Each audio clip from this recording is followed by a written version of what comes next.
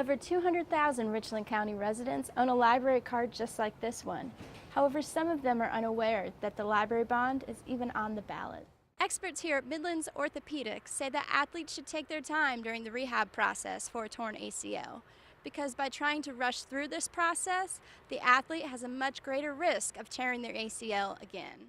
Over 3,000 University of South Carolina students and Gamecock fans came out to the Colonial Life Arena tonight for the first annual tip-off tailgate to celebrate the start of basketball season. It's beginning to feel a little bit like fall here in Columbia, with temperatures dropping into the lower 80s today and tomorrow, but they'll rise back up into the higher 80s by the weekend. I'll let you know if Saturday will be a great day to take the boat out later on in the show.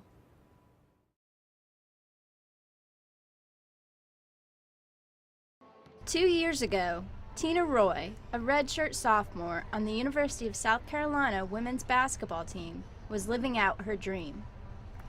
She played in 34 games as a freshman and was second on the team in three-pointers made. Roy was prepared to have a breakout season in 2012 until one layup changed everything.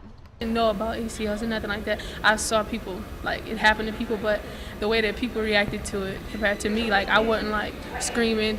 And then the next day I thought about it, I'm like, maybe I might really be hurt.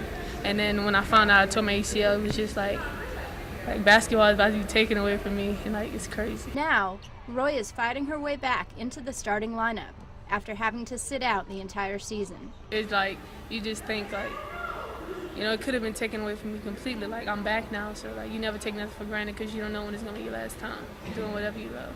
USC head athletic trainer John Kasich says he has been fortunate in seeing no more than 10 ACL tears at USC each year.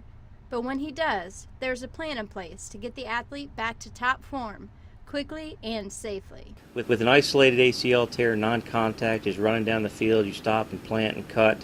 Simplest surgery, the simplest repair, simplest rehab, assuming you don't have any arthritic changes in the knee and things like that. The rehab process starts immediately. Experts here at Midland's Orthopedics say that athletes should take their time during the rehab process for a torn ACL, because by trying to rush through this process, the athlete has a much greater risk of tearing their ACL again. Dr. Robert Peel performs over 150 ACL surgeries per year, and when asked if more females suffer ACL injuries than males, Peel didn't hesitate. In a season, you probably see more girls hurt than you do boys. And certainly some of that's based on how their legs are shaped, how their pelvis makes their legs shaped, how their muscles are developed, and somewhat based on hormonal structures are different.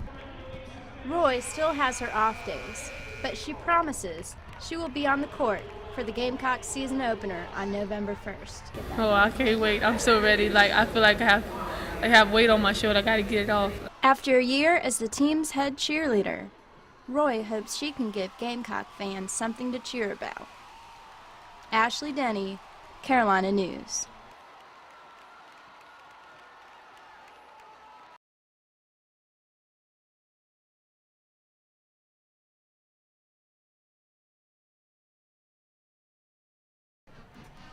A lot was at stake on Saturday when the 7-2 South Carolina Gamecocks took on the 4-5 Florida Gators at Williams-Brice Stadium. A win would not only help keep the Gamecocks in the SEC title hunt, but also keep the team's home game win streak alive. Offensively, the Gamecocks got off to a slow start against the top-ranked defense in the SEC. South Carolina's defense also struggled against the Gators in the first half, allowing 2 rushing touchdowns and 169 yards on the ground. Florida's success in the ground game helped give the Gators a 14-6 lead at the half. After the half, the Gamecocks wasted no time as quarterback Connor Shaw connected with receiver Bruce Ellington for a 32-yard touchdown pass, cutting the Gators' lead to 14-13.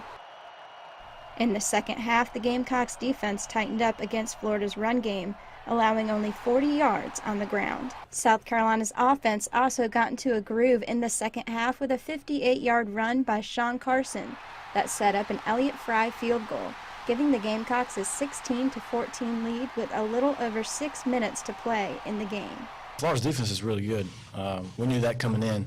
We're on the top in the league, but we just couldn't find a rhythm in the first half. We got down in the red zone and couldn't punch it in, and had to settle for field goals, which ended up being huge for us. But the second half, I thought we battled a little bit stronger, came adjusted at halftime and played pretty good in the second half, and just found a way to win. Fry added on to USC's lead in the fourth quarter with a 43-yard field goal, and the Gamecocks held on to beat the Gators 19-14, setting a school record with 16 straight wins at home. Now all the Gamecocks can do is sit and wait, as the Missouri Tigers must lose to either Texas A&M or Ole Miss for the Gamecocks to end their season in Atlanta. Ashley Denny, Carolina News.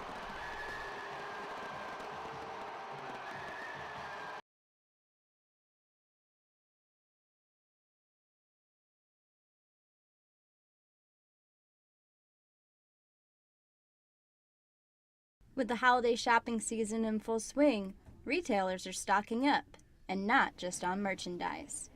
A study done by CareerBuilder.com shows that 39% of retail store managers plan on hiring seasonal workers, which is up 3% from last year. Haley Brown, a manager at one business in the Vista, says her store has had to hire seasonal workers to make up for the students on her staff. Our company definitely does seasonal hiring. We have a lot of students on our staff, and so a lot of them go home for the holidays to be with their families, so we definitely have to bulk our staff up during the holiday season just to prepare for Black Friday, around Christmas and New Year. So we definitely onboard a lot more people during this time of year. USC business professor Mark Maltrick believes seasonal hiring has increased over the past year, with some workers hoping the seasonal position turns into a full-time job. Some of these people are looking for full-time jobs, and I would think that if the economy continues to come back and we see some of the uncertainty about healthcare costs dissipate, we might see some of those people finding full-time employment from this. Brown says her store's seasonal help was much needed for their first Black Friday in the Vista. I've worked for higher volume stores in the past, so it was a different change of pace. So it was a lot more mild than what I was used to, but it was good. We had a good crowd, a good turnout, so we're pleased with what we saw. She hopes that the Christmas season will continue to go just as smoothly. Ashley Denny, Carolina News.